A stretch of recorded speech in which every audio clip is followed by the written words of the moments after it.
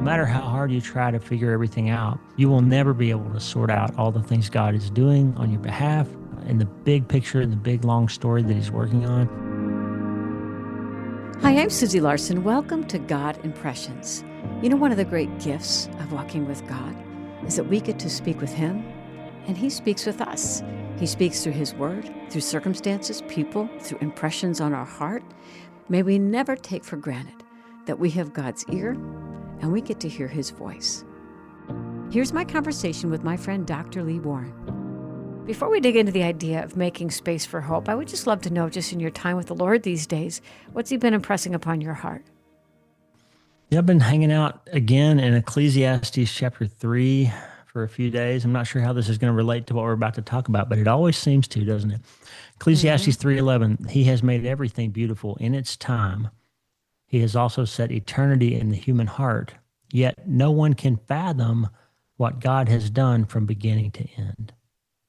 That's where I've been hanging out lately. Well, say more about that.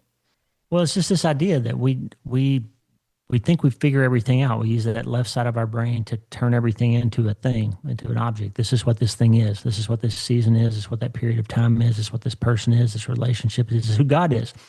And yet, when we integrate our nervous system and remember that we have two halves of our brain, and the right side is all about context and big picture and backstory and hope and all that kind of stuff, we begin to remember that God's always doing something even when we can't see it, just like the story you just told with the lady who was already pregnant.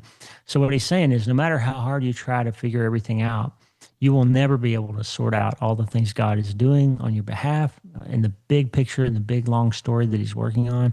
And even in the realm of science where I work, like no matter how smart we get, we're never going to figure out all the things God's doing. And so it's just this faith that we can always know that there's more to the story than we think we can see and put our hands on. Boy, can you read that verse for me again? Yeah, Ecclesiastes 3:11. He has made everything beautiful in its time. He has also set eternity in the human heart. Yet no one can fathom what God has done from beginning to end.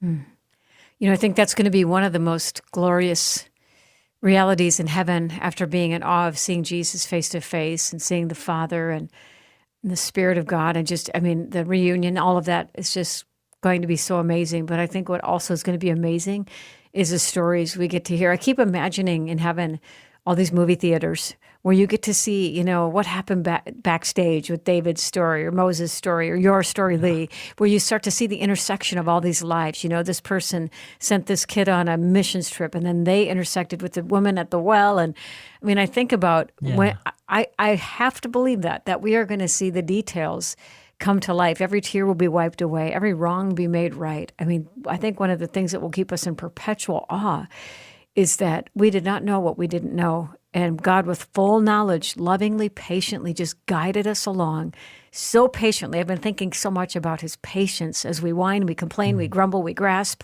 And He's like, I got it. I got it. I got you. If we could learn to relax in His love and maybe let Him do the heavy lifting, I think even that faith would be a gift of honor to Him, wouldn't you say? Exactly. Wow. Well, maybe you needed to hear that today, that God is just so meticulous. He's so miraculous. He works every detail, not some details, all things together for your good and His glory. When you love Him, when you're called according to His purpose. So the things you can't see, the things you cannot figure out, God's got it. And if you could give Him an offering, it would be an offering of praise, an offering of trust, where you actually, I'm not saying plaster a smile on your face, but if you can bring yourself to smile and say, God, you have me. You have this. When you get to that place, I mean, isn't there something to, Lee, about even just scientifically, not faking it, but when you mean it in the middle of the fire? I've felt this physiologically. When I sit down, I take some deep breaths, and I smile at the thought of God's love. I feel something shift in me.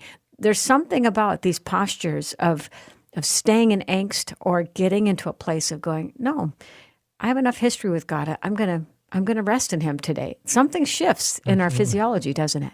That's right. Well, your brain is an organ that is designed to listen for your instructions. So when you use your mind to take command of your brain instead of letting your physiology, your thoughts, your fears, and all those things tell you how you're supposed to react, when you use your top-down control, as I call it, And what the Bible says is take your thoughts captive and be transformed instead of conforming to what your body's trying to tell you to do. When you do that, your brain immediately begins to make shifts to get your physiology in the state that you're telling it you need to be in. So when you say that you want to calm down, you take some deep breaths, your vagus nerve kicks in, your body immediately begins to try to do what you're telling it to do. When you start focusing on the fear and the anxiety, the negativity, then your body says, okay, I guess we're in a state right now where I need to be afraid. And your physiology will begin to switch that. And so you really do have this incredible amount of control over resting in the design that God has given you.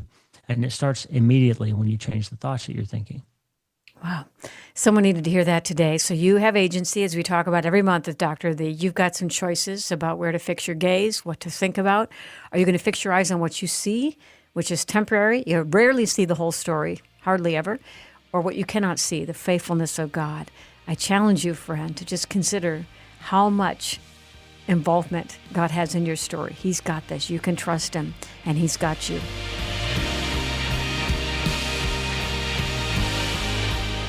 To hear the rest of this conversation and more inspiring conversations like it, subscribe to Susie Larson Live, wherever you listen to podcasts.